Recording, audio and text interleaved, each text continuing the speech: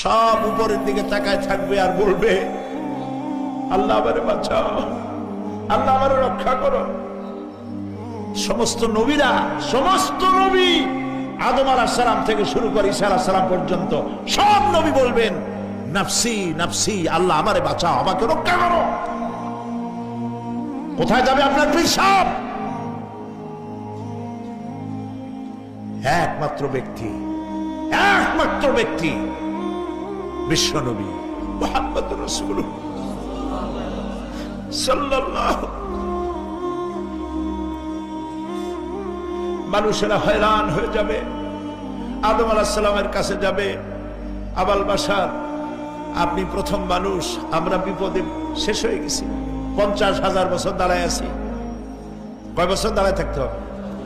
কোথায় আছে এই কোরআন শরীফ? 50,000 সানা